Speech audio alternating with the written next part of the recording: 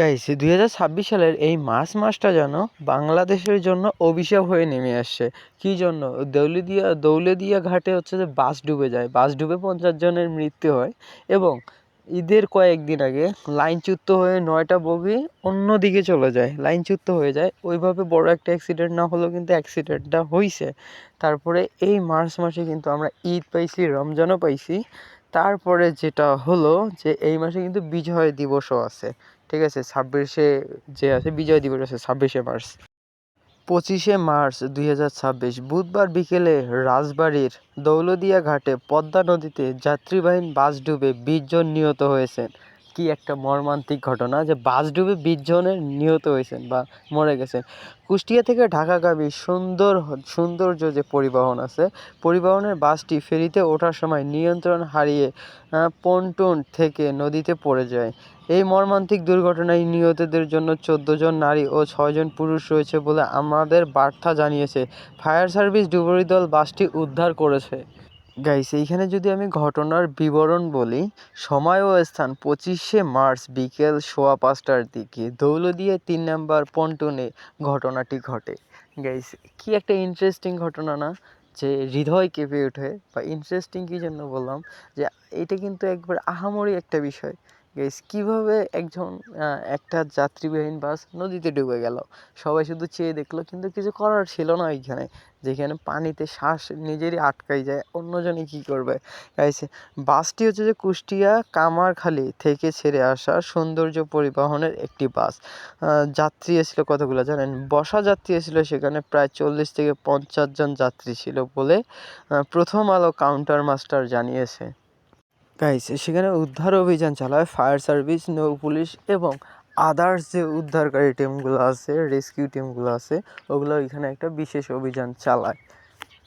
Guys, এখানে মূল তথ্য হচ্ছে যে 25শে মার্চ 26 তারিখ রাজবাড়ী আর দৌলতদিয়া ফেরিঘাটে পদ্মা নদীতে সৌন্দর্য পরিবহনের একটি যাত্রীবাহী বাস ডুবে যাওয়ার ঘটনায় সর্বশেষ খবর অনুযায়ী 20 জনের মৃত্যু হয়েছে, যেটা শেষ খবরে জানা গিয়েছে বা শেষ খবরে বলা হয়েছে।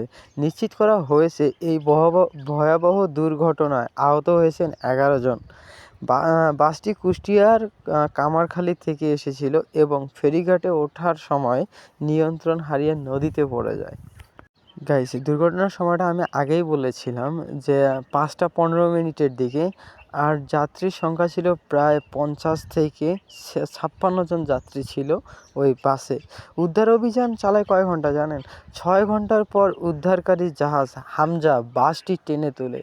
গাইস, যে টিমটা চালায় বা হচ্ছে যে 6 ঘন্টা যে উদ্ধার অভিযান যে চালায়, ঠিক আছে, ওই কি জানি উদ্ধারকারী জাহাজটার নামই ছিল হামজা।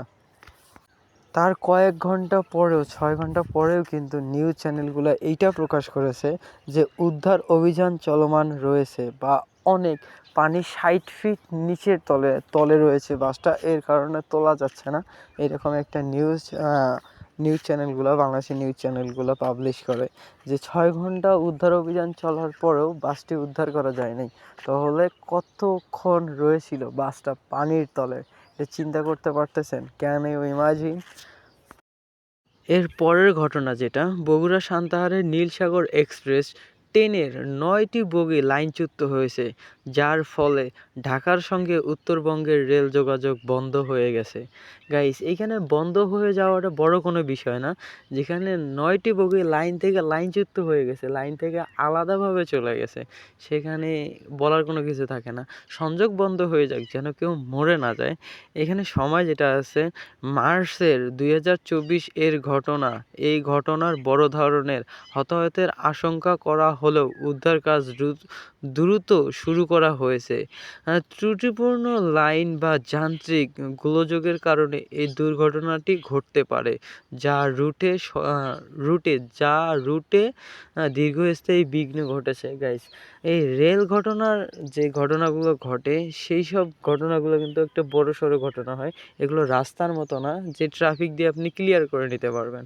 একবার লাইনচ্যুত হয়ে গেলে ওই লাইন মেরামত করতে অনেক সময় লাগে। আর ঘটনাগুলো যে হয়, এখানে বাংলাদেশের ফান্ডে থেকে অনেক টাকা যায়। প্লাস হচ্ছে যে ওই একটা রেলে বা একটা এরকম দ্রুতগামী ট্রেনে বা দূরপাল্লার ট্রেনে কিন্তু অনেক পরিমাণে যাত্রী থাকে, হিউজ পরিমাণে যাত্রী থাকে। গাইস আমি আপনাকে সাম্প্রতিক ঘটনার একটা বিস্তারিত দেই। স্থান ছিল কিন্তু বগুড়ার সান্তাহার, আর ট্রেনের নামটি ছিল নীলসাগর এক্সপ্রেস। ক্ষতি ৯টি বগি লাইনচ্যুত, প্রভাব যেটা ফেলে উত্তরবঙ্গের সাথে ঢাকার রেল যোগাযোগ বন্ধ হয়ে যায় তৎকালীন সময়। উদ্ধার কাজ যেটা চলে, উদ্ধারকারী ট্রেন কাজ করছে এবং রেল যোগাযোগ দ্রুত স্বাভাবিক করার চেষ্টা করেছিল তখন। আর হচ্ছে যে ট্রেনে লাইনচ্যুত সাধারণ কারণসমূহ যেটা ছিল বা যে কারণে লাইনচ্যুত হয়ে যায়, এইখানে একটা জিনিস দেখেন, 18 মার্চ 2026 তারিখে বগুড়ায় নীলসাগর এক্সপ্রেস ট্রেনের 9টি বগি লাইনচ্যুত হয়েছে। আহত প্রায় 66 থেকে শতাধিক যাত্রী আহত হয়েছেন। ঠিক আছে, এই দুর্ঘটনায় গুরুতর আহতদের উদ্ধার করে স্থানীয় হাসপাতালে ভর্তি করা হয়েছে, যা ঈদের আগে রেল নিরাপত্তায় প্রচুর প্রশ্ন তুলেছে। গাইস ইমাজিন করতে পারতেছেন, মার্চের 18 তারিখ আর হচ্ছে যে মার্চের 25 তারিখ, 18 আর 25 তারিখটা যেন স্মরণীয় হয়ে থাকবে 2026 সালের। এই ঘটনার তারিখ ও স্থান দুইটাই ভিন্ন।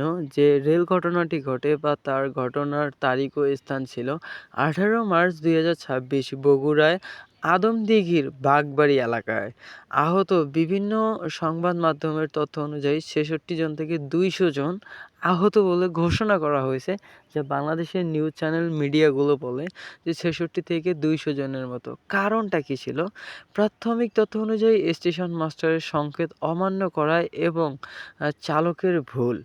গাইস ট্রেন কিন্তু মনে করেন যে অনেক প্রফেশনালি চালাবে, আপনি কেউ চালাতে পারবেন না। ওইখানে লোকো পাইলট যে আছে ট্রেনের, এই যে ট্রেন চালায় বা যে ট্রেন অপারেটর আছে তাকে কিন্তু সাধারণতভাবে লোকো পাইলটই বলা হয়।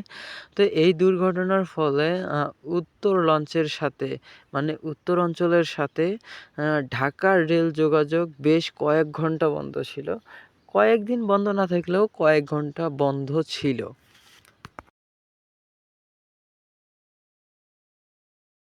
গাইস এই ভিডিওর ইন্টারেস্টিং পার্ট যেটা আর যেটার জন্য এই ভিডিওটা মেক করা, এখন আপনারা এসে গিয়েছেন যদি ভিডিওটা লাস্ট পর্যন্ত দেখে থাকেন।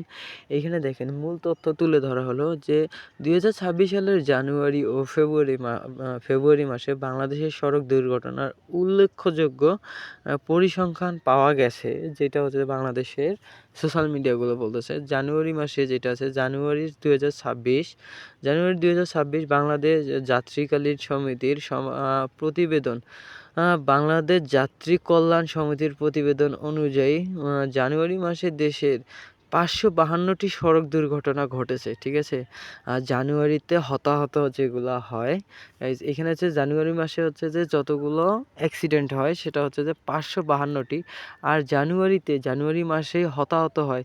এই সময় সড়ক দুর্ঘটনায় 546 জন নিহত এবং 1204 জন আহত হয়েছেন।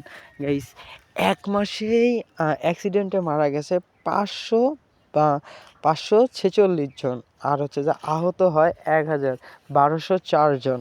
গাইস কি একটা ঘটনা না! এক মাসেই এতগুলো মানুষ হচ্ছে যে আহত হচ্ছে এবং মরে যাচ্ছে। এখানে আরও একটি ঘটনা আছে, মোটরসাইকেল দুর্ঘটনা যেটা আছে। জানুয়ারি মাসে মোট দুর্ঘটনা প্রায় 37.86% ছিল মোটরসাইকেল সংশ্লিষ্ট। মানে অ্যাক্সিডেন্টগুলো যেগুলো হয় তার মধ্যে বেশিরভাগই হচ্ছে যে আপনার মোটরসাইকেল যানবাহনগুলো বেশি অ্যাক্সিডেন্ট হয়েছে।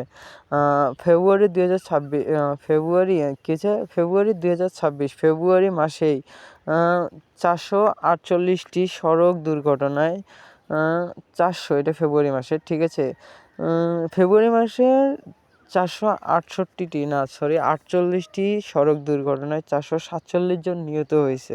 গাইজ 48টি সড়ক দুর্ঘটনায় মানে 48টি সড়ক দুর্ঘটনা হয় 400, এখন সেইখানে মরে যায় ইনস্ট্যান্ট স্পটেই মরে যায় 447 জন। গাইস ঈদ যাত্রাকালীন সময়ে 2026 সালের মার্চে ঈদ ঈদের সময় সড়ক দুর্ঘটনা বেড়ে যাওয়ার খবর পাওয়া গেছে, যেখানে কুমিল্লার বাস দুর্ঘটনায় অনেকেই আহত হয়েছেন বা হতাহত হয়েছেন।